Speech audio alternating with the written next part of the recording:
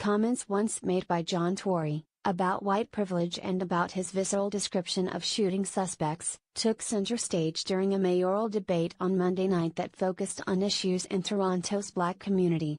Mr. Tory's denial of the existence of white privilege during the previous mayoral election was recalled by an audience member during the open question period, but the mayor said he has changed his mind. "I can honestly say that you live and you learn, and let me say off the top, white privilege does exist," Mr. Tory said, noting the statements were made several years ago and that he had learned better since that time. The debate, the fourth of this mayoral election, was held at Scarborough's Tropicana Community Services by Operation Black Vote Canada, a nonpartisan nonprofit group that promotes Black Canadian participation in the political process. The event pitted the incumbent Mr. Tory against fellow mayoral candidates Jennifer Keys-Mott, Saranjeev Brazelasi, and Naya Singh. The roughly 2-hour discussion covered issues ranging from community safety and policing to affordable transit and housing. Mr. Tory faced criticism from audience members on issues such as the School Resource Officer Program, a controversial system that embedded police officers in Toronto schools, and his response to the province's recent cuts to Toronto City Council. Mr. Tory did not elaborate on the School Resource Officer Program in his answer, focusing on the issue of council cuts. The audience member had accused Mr. Tory of waffling on his response, and pointed out that the 25-ward system led to many council candidates of color and women dropping out of the races. Cries of shame echoed through the room as Mr. Tory replied that he did everything he could.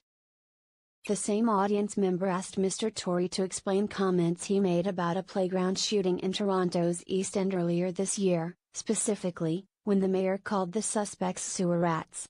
Mr. Tory replied that he wouldn't apologize for being angry after 2 young girls were shot. He said he was not going to speak kindly about anyone who showed up at a playground with a weapon. But he added, "I understand and appreciate how those words might have been interpreted." Mr. Tory also found himself in hot water over comments he made in 2012, when he was host of a radio talk show and invited guests to debate a hockey player's use of blackface when dressing as Michael Jackson for Halloween. Mr. Tory said at the time that he didn't think it fit into the definition of racism. During the debate Monday, a man stood up with a speaker held over his head and played the clip out loud. Mr. Tory kept his gaze down until the man was led out of the room. "I made a mistake at that time," Mr. Tory said after the man had left. Throughout the debate, Mr. Singh and Ms. Brazelasi were cheered on by raucous applause, hoots and drums as they discussed their respective platforms. Both are stressing affordable housing and crime reduction in their campaigns, with Mr. Singh offering a 10-point plan to reduce violence and Ms. Brazelasi stressing free transit as a human right. Mr. Singh, a criminal defense lawyer and activist, said he first ran for city council in 1997 out of a concern over growing disparity between communities, either those who engage with politics and those that didn't. "We know that strength is our diversity, but we haven't seen diversity at city council," he said.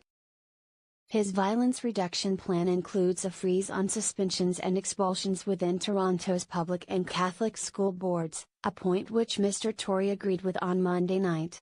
Mr. Singh also called for more accurate identifications of the causes of gun violence rather than using the label of gang violence. Ms. Brazelasi returned to points she criticized Mr. Tory and Ms. Keys-Mott over at a previous debate, including the hiring of 200 new police officers and the portion of the city budget currently allocated to the police service. She has repeatedly asked both candidates to withdraw their support from the new hires. "To be very clear, my plan is about re-establishing safety in our city," Ms. Keys-Mott said, saying that she wanted more police personnel trained in responding to mental health crises. She said right now, there were only 5 communities in Toronto with specific local policing plans in Toronto, and pledged to have 140 during her first 2 years in office. Mr. Tory refuted that, saying that 10 more community plans were announced this week. He stressed restoring trust in police, in a way where I think the onus falls on the police first.